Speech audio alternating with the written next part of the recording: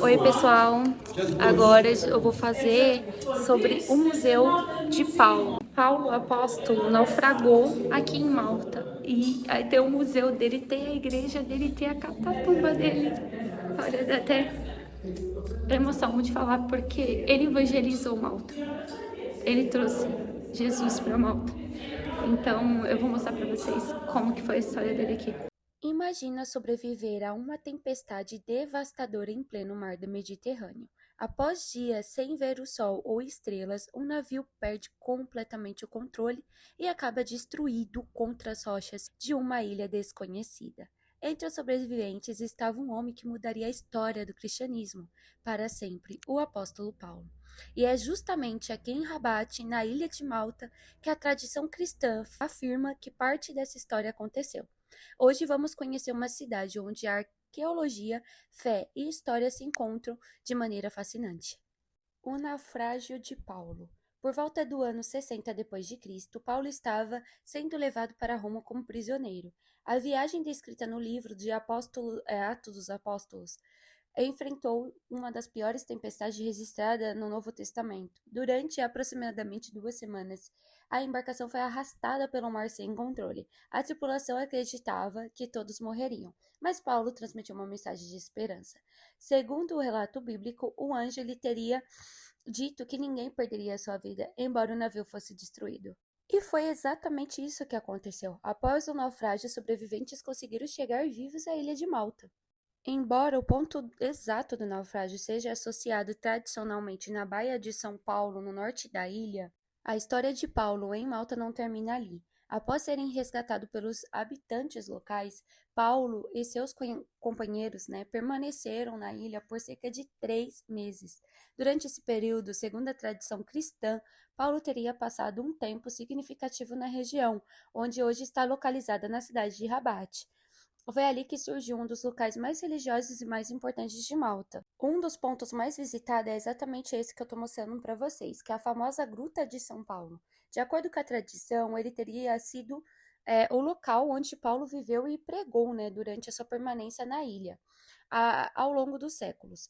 A gruta se tornou um centro de peregrinação cristã de diversas partes do mundo. Reis, papas e milhares de peregrinos visitavam o local. É incrível ter essa experiência. Eu fiquei emocionada em saber que foi ali que Paulo pregou sobre Jesus e muitas pessoas no mundo começaram a acreditar no cristianismo e na existência de Jesus e o que ele fez para a humanidade.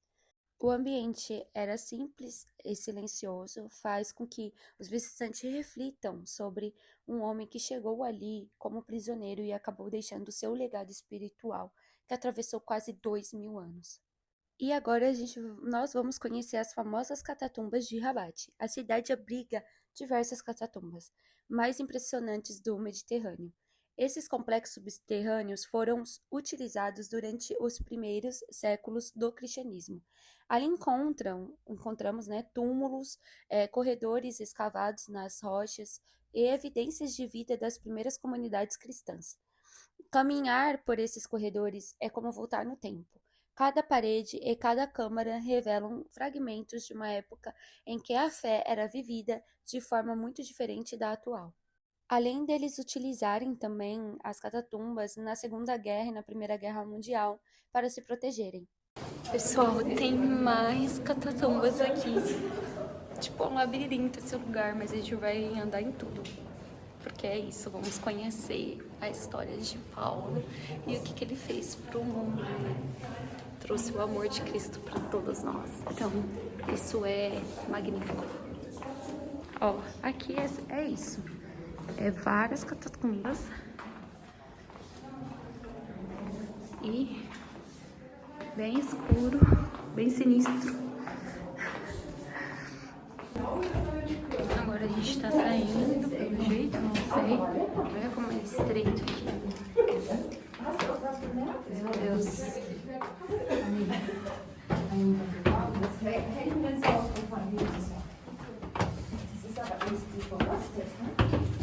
Gente, outra coisa curiosa aqui sobre essas catacumbas é que essas partes aqui que eu mostrei pra vocês, elas tinham portas.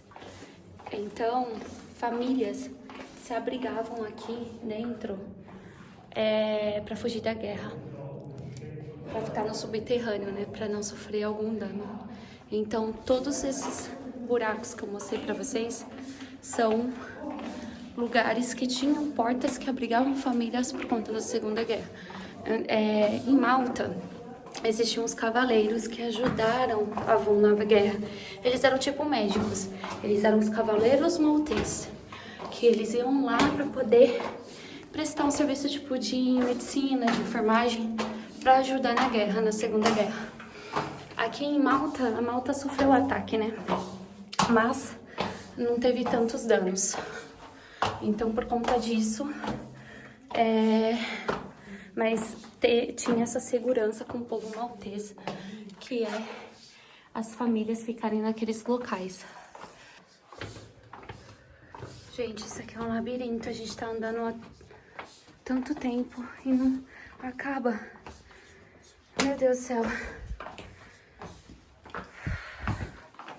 Aqui é um mapa de todas as localizações das atrações voltadas para Paulo. Aqui tem St. Paul's College Church, tem várias igrejas de Paulo, vocês perceberam? A gente passou por duas, uma em Medina e outra aqui. Aí aqui são os pontos onde tem as coisas. A gente passou pela igreja e agora a gente tá aqui, que é onde tem as catatumbas. A passagem de Paulo por Malta teve um impacto profundo na história da ilha. Ao longo dos séculos, Malta desenvolveu uma forte identidade cristã. Hoje, o país possui uma das maiores concentrações de igreja por habitante do mundo. A influência desse episódio bíblico continua presente em festividades, monumentos, igrejas e tradições populares. Para muitos malteses, a chegada de Paulo representa o início da história cristã da nação. Bem bacana.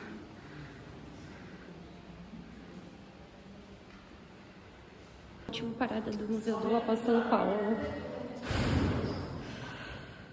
Ó, aqui é o museu falando também sobre a Igreja Católica, né? Sobre os papas, a cultura deles, tem diversos objetos da época. Aí tem imagens. Isso aqui eu acho que era uma cabine que carregava, né, os líderes cristãos da época. Aí tem bastante imagens representativas da igreja da época.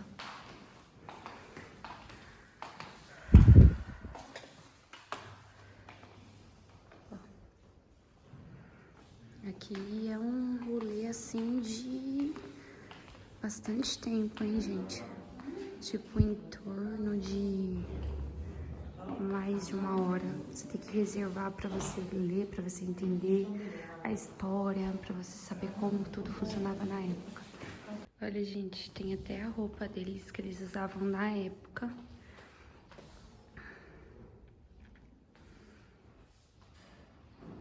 Aqui eles trazem materiais da época, todas as cadeiras gravadas com os nomes.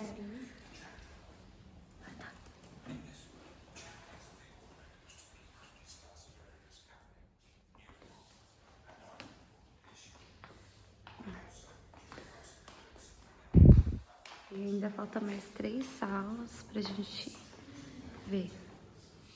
Ó, aqui mais um pouquinho sobre as vestimentas da época.